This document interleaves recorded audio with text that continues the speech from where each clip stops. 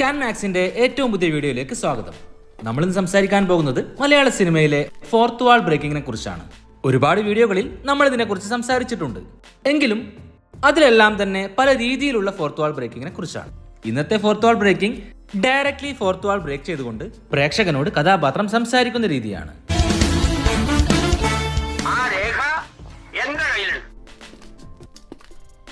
കഥാപാത്രവും അഭിനേതാവും തമ്മിലുള്ള വ്യത്യാസം മനസ്സിലാക്കുന്ന രീതിയിലുള്ള ചില സീനുകൾ കാണിച്ചുകൊണ്ടായിരുന്നു ഫോർത്ത് വാൾ ബ്രേക്കിങ്ങിനെ കുറിച്ച് നമ്മൾ മുമ്പ് സംസാരിച്ചത്. എന്നാൽ ഇന്ന് സംസാരിക്കുന്നത് ഡയറക്ട്ലി കഥാപാത്രം പ്രേക്ഷകരോട് സംസാരിക്കുന്ന രീതിയാണ്.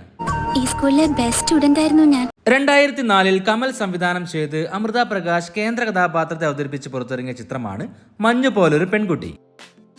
ആ സിനിമയിലെ നായിക എല്ലാവരോടും സംസാരിക്കുമ്പോൾ പ്രേക്ഷകരോട് സംസാരിക്കുന്ന രീതിയിലാണ്. നല്ല ക്ലാസ് എന്നാ സ്റ്റുഡൻസ് ഒക്കെ പറയാ, പക്ഷേ എനിക്കെന്തോ കോൺസെൻട്രേറ്റ് ചെയ്യാനേ പറ്റുന്നില്ല. 2015 മൂസിൻ ബരാരി എഴുതി സംവിധാനം ചെയ്ത ചിത്രമാണ് കേൽപത്ത്. ആ സിനിമയിൽ ശ്രീനാഥ് ബാസി അവതരിപ്പിച്ച കഥാപാത്രം പ്രേക്ഷകരോട് സംസാരിക്കുന്നതെല്ലാം തന്നെ നേരിട്ട് ഫോർത്ത് വാൾ ബ്രേക്ക് ചെയ്തുകൊണ്ടാണ്. പിന്നെ വണ്ടി ഓടിക്കുന്നതുണ്ടല്ലോ, ഓനാണ് അജ്മൽ, ഓനാണ് ഇവരെയൊക്കെ ഈ കഷ്ടപ്പാടിൽ നിന്നൊക്കെ രക്ഷപ്പെടുത്തിയത്. 2015 ജീനസ് മുഹമ്മദ് സംവിധാനം ചെയ്ത ചിത്രമാണ് 100 Days of Love. ആ സിനിമയിൽ ദുൽഖർ സൽമാന്റെ കഥാപാത്രം പ്രേക്ഷകരോട് സംസാരിക്കുന്ന രീതിയിലാണ് സിനിമ മുഴുവനായിട്ടുമുള്ളത്. റിയൽ ലൈഫ് നിങ്ങൾ കാണുന്നത് എന്നെ പോലുള്ളവരായിരിക്കും. In real life love hurts. 2024 Dulquer സൽമാന്റെ മറ്റൊരു തെലുങ്ക് ചിത്രമാണ് ലക്കി ഭാസ്കർ. ഭാസ്കർ എന്ന കഥാപാത്രം ഫോർത്ത് വാൾ ബ്രേക്ക് ചെയ്തുകൊണ്ട് പ്രേക്ഷകരോട് കഥ പറയുന്ന രീതിയിലാണ് സിനിമ അവതരിപ്പിക്കുന്നത്. This is India. ഇവിടെ പണം കൊടുത്താൽ എന്തും കിട്ടും. എന്നാൽ റെസ്പെക്ട് കിട്ടണമെങ്കിൽ നമ്മുടെ കയ്യിൽ പണം ഉണ്ടെന്ന് നാലാൾ അറിയണം. 1998 MT വാസുദേവൻ നായർ എഴുതി ഹരിഹരൻ സംവിധാനം ചെയ്ത ചിത്രമാണ് എന്ന് സ്വന്തം ജാനകിക്കുട്ടി. ചഞ്ചൽ, ജോമോൾ എന്നിവരായിരുന്നു കേന്ദ്ര കഥാപാത്രങ്ങളെ അവതരിപ്പിച്ചത്. ആ സിനിമയിൽ ജോമോൾ അവതരിപ്പിച്ച ജാനകിക്കുട്ടി എന്ന കഥാപാത്രം പലതവണ പ്രേക്ഷകരോട് സംസാരിക്കുന്നുണ്ട്. ഞാനാ ജാനകിക്കുട്ടി, പക്ഷേ ഇവിടെ എല്ലാവരും എന്നെ ജാനുട്ടി എന്ന് വിളിക്കും. വീട്ടിനകത്തിരിക്കാത്തതിനാ എപ്പോഴും ചീത്ത. 2022 അഭിനവ് സുന്ദർ സംവിധാനം ചെയ്ത ചിത്രമാണ് മുകുന്ദൻ ഉണ്ണി അസോസിയേറ്റ്സ്. ആ സിനിമയിൽ വിനീത് ശ്രീനിവാസൻ ചെയ്ത കഥാപാത്രം പ്രേക്ഷകരോട് സംസാരിക്കുന്നതായിട്ടാണ് സിനിമ മുഴുവനായിട്ടും കാണിക്കുന്നത്. എൻ്റെ പേര് മുകുന്ദനുണ്ണി, അഡ്വക്കേറ്റ് മുകുന്ദനുണ്ണി. ഇപ്പോൾ വയസ്സ് 30. 2020 അരുൺ ചന്തു സംവിധാനം ചെയ്ത ചിത്രമാണ് സാജൻ ബേക്കറി.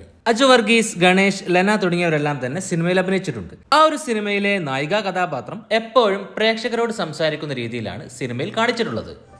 ഈ റാന്നിയിലെ ഒരു പണിയില്ലാത്ത ചായമാരുടെ ചെറിയൊരു ഹോബിയാണ് ഈ മൈഗ്രേഷൻ. 2000 ഷാജി കൈലാസ് സംവിധാനം ചെയ്ത മോഹൻലാലിന്റെ സൂപ്പർ ഹിറ്റ് ചിത്രമാണ് നരസിംഹം. ആ സിനിമയിൽ മമ്മൂട്ടിയുടെ ഒരു കാമിയോ റോൾ ഉണ്ട്.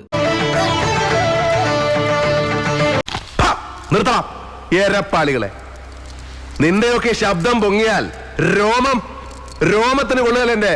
ഈ സമയത്ത് പറയുന്ന ഈ ഒരു ഡയലോഗ് പ്രേക്ഷകരോട് കൂടി പറയുന്നതാണ്. കാരണം ആ മോഹൻലാൽ സിനിമയിൽ മമ്മൂട്ടിയെ കാണിക്കുമ്പോൾ പ്രേക്ഷകർ കൂക്കിയിരുന്നു. ആ ഒരു കൂക്കൽ ഒഴിവാക്കാൻ വേണ്ടി ചേർത്തൊരു ഡയലോഗ് കൂടിയാണിത്.